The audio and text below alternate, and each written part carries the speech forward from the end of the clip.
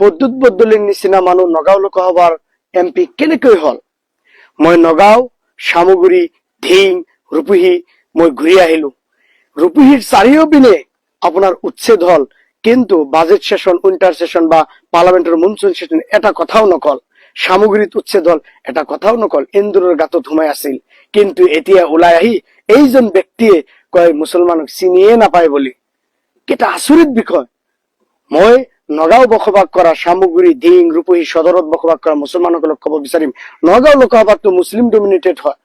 মুছলমান থকাৰ পিছতে এইজন ব্যক্তি সি বোলে চিনিয়ে নাপায়। কেনেকৈ দুবাৰ কৰি সেই MP হ'ব পাৰে নগাঁও লোকসভাৰ পৰা? আৰু এইজন ব্যক্তি ডাঙৰ ডাঙৰ কথা কৈ আছে, উচ্ছেদ হোৱাৰ পিছতে এটা কথাও নকয়। বাজেট সেশনতো কোৱা নাই, উইন্টাৰ সেশন, মনসুন সেশনতো কোৱা নাই এইজন ব্যক্তি। সেয়েহে মই নগাঁও লোকসভাৰ অন্তৰ্গত মুছলমান ৰাইজক ক'ব বিচাৰিম বিনম্ৰভাৱে, এতিয়াও সময় আছে, আমি এইসকল ব্যক্তিক বয়কট কৰিব লাগিব। ধুবুৰী লোকসভাৰ ৰাইজক মই অনুৰোধ কৰিম, গোৱালপাৰা, ধুবুৰী, আপোনাৰ মাইনকাছৰ বীৰ সিং জৰুৱা, যে এনেকুৱা নিচিনা মানুহ আমি বয়কট কৰিব লাগিব। নগাঁও, সামগুৰি, ঢিং, ৰূপহী, নগাঁও সদৰত মানুহক অনুৰোধ কৰিম, বিশেষকৈ মুছলমানক মই অনুৰোধ কৰিম, যিয়ে তোমাক 5 পইচাৰ দাম নিদিয়ে, মূল্য নিদিয়ে, এতিয়া কয় সি বোলে মুছলমানক চিনিয়ে নাপায়। এজন ব্যক্তি কি ডাইৰেক্ট কালি কলে মিডিয়াৰ সন্মুখত সি বোলে চিনিয়ে নাপায়। এনেকুৱা মানুহ মুছলমানে আমি চিৰ জীৱন ভাৰতবৰ্ষৰ পৰা 80 বছৰ হৈ গৈছে ভোট দি MLA বনাই আছো, MP বনাই আছো, আৰু আমাক লৈ ৰাজনীতি কৰি আছে, আৰু আমাকে ই চিনি নাপায়। সেয়েহে মই নগাঁও লোকসভাৰ অন্তৰ্গত ৰূপহী, ঢিং, সামগ্ৰী, নগাঁও সদৰ বিনম্ৰভাৱে অনুৰোধ কৰিম, মুছলমানক তুমি এতিয়া সময় হল, তুমি সজাগ হবই লাগিব, তোমাৰ চকু তুমি খুলিবই লাগিব, আৰু এইসকল ব্যক্তিক তুমি বয়কট কৰিব লাগিব। নিজৰ ৰাজহাৰ নিজে থিয় কৰি নিজে জীয়াই থকা শিকিব লাগিব মুছলমানে। ভাৰত সংবিধান তোমাকে অধিকাৰ দিছে, তোমাক অধিকাৰ দিছে জীয়াই থাকিবলৈ হলে কেনেকৈ ভাৰতত চলিব লাগিব। Article 19, 21 right to life with dignity তোমাক শিকাই গৈছে। মানুহৰ তলতলীয়া গোলাম হলে নহব, তুমি নিজৰ ভৰিত নিজে থিয় হব লাগিব। ভাৰতৰ সংবিধানে বাবা চাহেব আম্বেদকাৰ আমাক শিকাই থৈ গৈছে। সেয়েহে নগাঁও লোকসভাৰ অন্তৰ্গত ব্যক্তি বিনম্ৰভাৱে অনুৰোধ কৰিম, এইজন মানিয়া ৰাজহাৰ নোহোৱা ব্যক্তিক মুছলমানক চিনি নাপাহি, তাক বয়কট কৰিব লাগে, যাতে কোনো গাঁৱতে যাতে সোমাব নোৱাৰে, আৰু আনৱালা ইলেকশ্যনতো যাতে কেম্পেইন কৰিব নোৱাৰে। এনেকুৱা ব্যক্তি যে মুছলমানৰ ভোট লৈ কয় যে মুছলমানকে চিনি নাপায়, মুছলমানক বুলি চিনিয়ে নাপায়। মই কালি প্ৰেছ মিট হলো, ইমান বেয়া লাগিছে।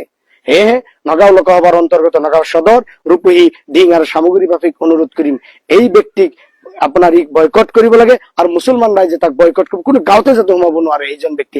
আৰু ধুবুৰী লোকসভাকো অনুৰোধ কৰিম, এইবিলাক ব্যক্তি যেন কোনো গাঁৱত সোমাব নোৱাৰে। মুছলমান এতিয়া তুমি সজাগ হব লাগিব, তোমাৰ ল'ৰা ছোৱালী শিক্ষিত কৰি আগবাঢ়িব লাগিব, সংবিধানে অধিকাৰ কৰি নিজৰ ভৰিত নিজে থিয় হব লাগিব। থেংক ইউ ভেৰি মাছ।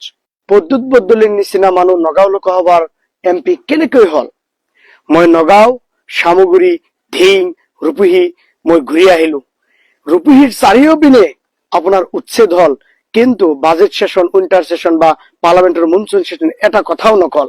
সামগ্রীত উচ্ছেদ হল, এটা কথাও নকল। এন্দুৰৰ গাঁতত সোমাই আছিল, কিন্তু এতিয়া ওলাই আহি এইজন ব্যক্তিয়ে কয় মুছলমানক চিনিয়ে নাপায় বুলি। এটা আচৰিত বিষয়।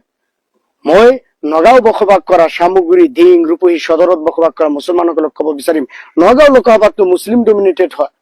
মুছলমান থকাৰ পিছতে এইজন ব্যক্তি সি বোলে চিনিয়ে নাপায়। কেনেকৈ দুবাৰ কৰি সেই MP হ'ব পাৰে নগাঁও লোকসভাৰ পৰা? আৰু এইজন ব্যক্তি ডাঙৰ ডাঙৰ কথা কৈ আছে, উচ্ছেদ হোৱাৰ পিছতে এটা কথাও নকয়। বাজেট সেশনতো কোৱা নাই, উইন্টাৰ সেশন, মনসুন সেশনতো কোৱা নাই এইজন ব্যক্তি। সেয়েহে মই নগাঁও লোকসভাৰ অন্তৰ্গত মুছলমান ৰাইজক ক'ব বিচাৰিম বিনম্ৰভাৱে, এতিয়াও সময় আছে, আমি এইসকল ব্যক্তিক বয়কট কৰিব লাগিব। ধুবুৰী লোকসভাৰ ৰাইজক মই অনুৰোধ কৰিম, গোৱালপাৰা, ধুবুৰী, আপোনাৰ মাইনকাছৰ বীৰ সিং জৰুৱা, যে এনেকুৱা নিচিনা মানুহ আমি বয়কট কৰিব লাগিব। নগাঁও, সামগুৰি, ঢিং, ৰূপহী, নগাঁও সদৰত মানুহক অনুৰোধ কৰিম, বিশেষকৈ মুছলমানক মই অনুৰোধ কৰিম, যিয়ে তোমাক 5 পইচাৰ দাম নিদিয়ে, মূল্য নিদিয়ে, এতিয়া কয় সি বোলে মুছলমানক চিনিয়ে নাপায়। এজন ব্যক্তি কি ডাইৰেক্ট কালি কলে মিডিয়াৰ সন্মুখত সি বোলে চিনিয়ে নাপায়। এনেকুৱা মানুহ মুছলমানে আমি চিৰ জীৱন ভাৰতবৰ্ষৰ পৰা 80 বছৰ হৈ গৈছে ভোট দি MLA বনাই আছো, MP বনাই আছো, আৰু আমাক লৈ ৰাজনীতি কৰি আছে, আৰু আমাকে ই চিনি নাপায়। সেয়েহে মই নগাঁও লোকসভাৰ অন্তৰ্গত ৰূপহী, ঢিং, সামগ্ৰী, নগাঁও সদৰ বিনম্ৰভাৱে অনুৰোধ কৰিম, মুছলমানক তুমি এতিয়া সময় হল, তুমি সজাগ হবই লাগিব, তোমাৰ চকু তুমি খুলিবই লাগিব, আৰু এইসকল ব্যক্তিক তুমি বয়কট কৰিব লাগিব। নিজৰ ৰাজহাৰ নিজে থিয় কৰি নিজে জীয়াই থকা শিকিব লাগিব মুছলমানে। ভাৰত সংবিধান তোমাকে অধিকাৰ দিছে, তোমাক অধিকাৰ দিছে জীয়াই থাকিবলৈ হলে কেনেকৈ ভাৰতত চলিব লাগিব। Article 19, 21 right to life with dignity তোমাক শিকাই গৈছে। মানুহৰ তলতলীয়া গোলাম হলে নহব, তুমি নিজৰ ভৰিত নিজে থিয় হব লাগিব। ভাৰতৰ সংবিধানে বাবা চাহেব আম্বেদকাৰ আমাক শিকাই থৈ গৈছে। সেয়েহে নগাঁও লোকসভাৰ অন্তৰ্গত ব্যক্তি বিনম্ৰভাৱে অনুৰোধ কৰিম, এইজন মানিয়া ৰাজহাৰ নোহোৱা ব্যক্তিক, মুছলমানক চিনি নাপাহি তাক বয়কট কৰিব লাগে, যাতে কোনো গাঁৱতে যাতে সোমাব নোৱাৰে আৰু আনৱালা ইলেকশ্যনতো যাতে কেম্পেইন কৰিব নোৱাৰে। এনেকুৱা ব্যক্তি যে মুছলমানৰ ভোট লৈ কয় যে মুছলমানকে চিনি নাপায়, মুছলমানক বুলি চিনিয়ে নাপায়। মই কালি প্ৰেছ মিট শুনিলো, ইমান বেয়া লাগিছে। সেয়েহে নগাঁও লোকসভাৰ অন্তৰ্গত নগাঁও সদৰ, ৰূপহী, দিং আৰু সামগ্ৰী বাসীক অনুৰোধ কৰিম, এই ব্যক্তিক আপোনাৰ বয়কট কৰিব লাগে আৰু মুছলমান ৰাইজে তাক বয়কট কৰিব, কোনো গাঁৱতে যাতে সোমাব নোৱাৰে এইজন ব্যক্তি।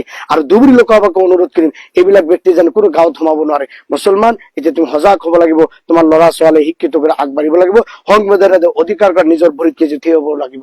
Thank you very much.